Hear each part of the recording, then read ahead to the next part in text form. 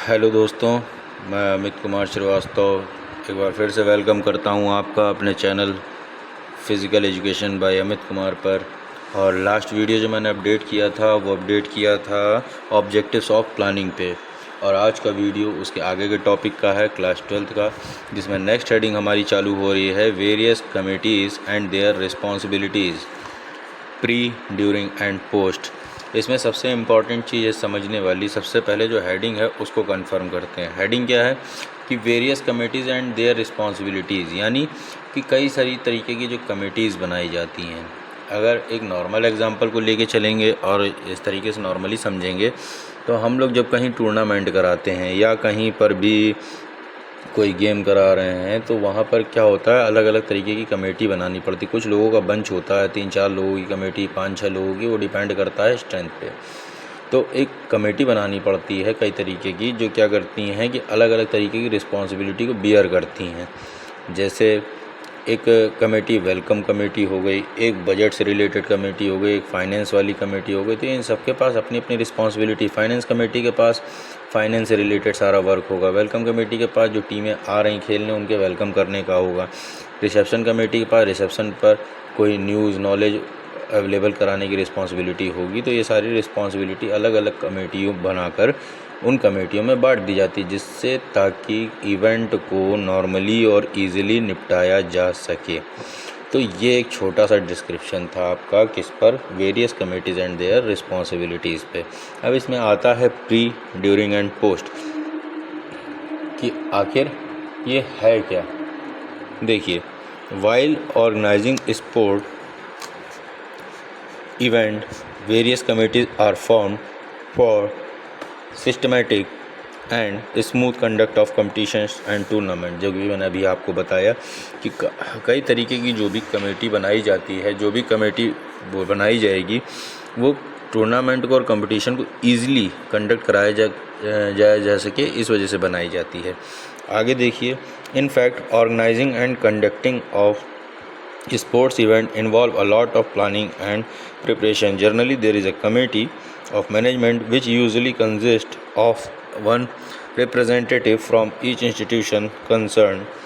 This general committee takes complete responsibility. Then mainly क्या है, ये हर इंस्टीट्यूट के पास एक अपना रिप्रेजेंटेटिव होता है हर तरीके के जो वर्क को है कंडक्ट कराने के लिए। इवेंट में एक ना एक हर स्कूल से एक रिप्रेजेंटेटिव जाता है साथ में। मेनली फोकस इस बात पे होना चाहिए कि हमको कॉन्सेप्ट क्लियर होना चाहिए कि various committees and their responsibilities का वर्क आखिर है क्या। एक छोटा सा डिस्क्रिप्शन जो मैंने आपको दिया वो यही है कि जो कमेटीज़ होती हैं किसी भी इवेंट को ऑर्गेनाइज़ कराने के लिए, स्मूथ कंडक्ट कराने के लिए बहुत इम्पॉर्टेंट है। चाहे वो गेम से रिलेटेड हो या किसी और तरीके का इवेंट हो, तो हर जगह कमेटियाँ छोटी छोटी बनाई जाती हैं ताकि स्मूथली गेम को कंडक्ट कराया जा सके। नेक्स्ट पेज में जो है हमारा, देखिए ये एक लॉन्ग डिस्क्रिप्शन दिया हुआ है कि कमेटियाँ आखिर हैं क्या। ठीक है, आप देख सकते हैं इस पर लिखा हुआ है various committees for organising track and field meet sports administrative director, executive committee, organising committee for games and sports.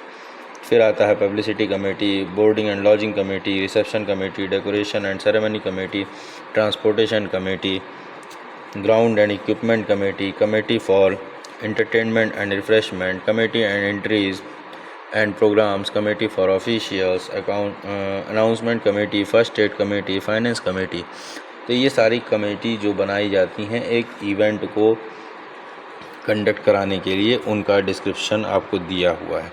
ये एक जो डिस्क्रिप्शन पूरा दिया हुआ है ये आपको याद करना बहुत ज़रूरी है, लर्न होना चाहिए। जब क्वेश्चन लॉन्ग में आता है तो आपको ये एक प्रोफार्मा तैयार करके वहाँ पे लिखना पड़ता है ताकि उनको आपका मेन क्वेश्चन पढ़ने से पहले ही समझ में आ जाए कि आखिर क्वेश्चन या आंसर में अब क्या लिखा होगा। अगर हेडिंग कॉन्सेप्ट क्लियर है तो आंसर ऑटोमेटिक क्लियर हो जाएंगे उनको, और क्या होगा उससे आप अच्छे नंबर गेन कर सकते हो।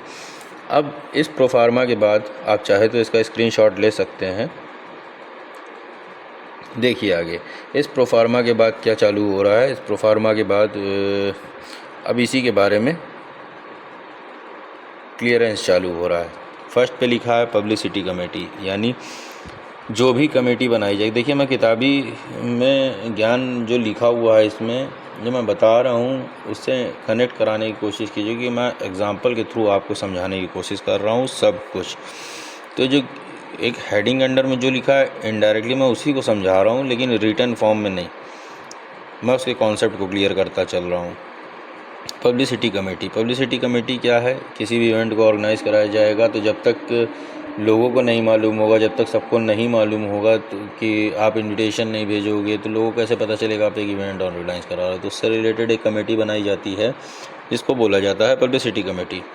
सेकंड है आपका ट्रांसपोर्टेशन कमेटी। ट्रांसपोर्टेशन कमेटी वो काम करती है जिसमें क्या होता है कि इवेंट के दौरान जो टीमें आ रही हैं उनको लाने, उनको ले जाने, ठीक है, इससे रिलेटेड जितना भी वर्क होता है, जितनी भी रिस्पॉन्सिबिलिटी होती है इस ट्रांसपोर्टेशन कमेटी के पास होती है कि जो वेन्यू तक कैसे लाना है टीम को, वेन्यू से वापस स्टेशन तक कैसे मूव कराना है।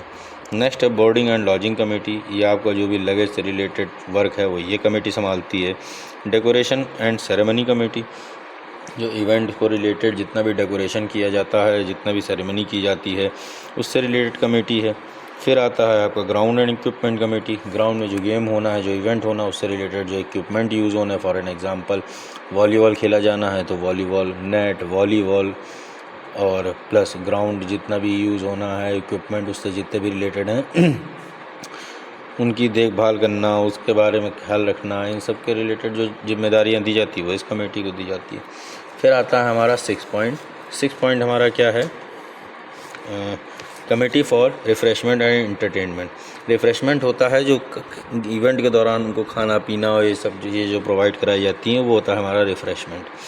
इससे रिलेटेड कमेटी अलग बनाई जाती है जो कि इसी चीज़ों का ख्याल रखती है कि हर टीम को फूड, रिफ़्रेशमेंट ये सब प्रोवाइड हो पाया है कि नहीं, जिस टीम को जो चीज़ ज़रूरत है। नेक्स्ट आती है रिसेप्शन कमेटी, जो मैंने अभी इससे पहले ही चालू करने से पहले बताया था। रिसेप्शन कमेटी क्या होती है? रिसेप्शन कमेटी क्या करती है कि आप जब इवेंट खेलने जाते हो, आप नॉर्मली जानते हो कि अगर आप जब नॉर्मली आप कहीं भी जाओगे, हॉस्पिटल जाओगे, स्कूल जाओगे, किसी भी जगह बड़े ऑफिस में जाओगे तो आपको एक रिसेप्शन डेस्क मिलती है। वो क्या करती है, आपको कोई प्रॉब्लम होगी, कुछ जानकारी चाहिए होती है तो क्या करती है, प्रोवाइड कराती है। सेम एज़ यहाँ पे भी रिसेप्शन कमेटी वर्क करती है। यहाँ पे भी इवेंट से रिलेटेड सारी जानकारी, कोई चीज़ की प्रॉब्लम हो आप रिसेप्शन पे जाइए, आपको सब नॉलेज मिल जाएगी उससे रिलेटेड। तो यहाँ पर रिसेप्शन कमेटी का वर्क आपको क्लियर हो चुका है। Committee on entries and programmes. Committee on entries क्या है? जो भी टीमें आ रही उनकी एंट्रीज़ फाइल करना, उनका प्रोग्राम शेड्यूल करना इस कमेटी के अंडर में आता है। फिर आती है एक कमेटी फॉर ऑफिशियल्स, ठीक है।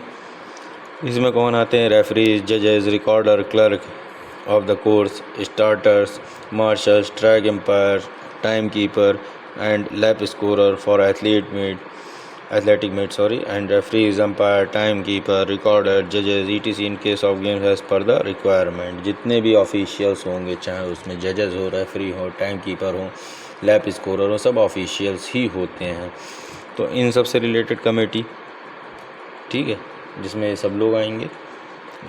फिर नेक्स्ट आता है अनाउंसमेंट कमेटी। आपने देखा हो कई सारे इवेंट जब होते रहते हैं तो क्या होता है कि वहाँ पे अनाउंसमेंट होता रहता है किसी भी चीज़ का, ठीक है, चाहे स्कोर हो, टीम का गेम जिसका इवेंट लगा हो उनकी इन्फॉर्मेशन है, ठीक है, हर तरीके का, ओपनिंग, क्लोजिंग, इवेंट, सब कुछ, मतलब कि वो सब अनाउंस करते रहते हैं।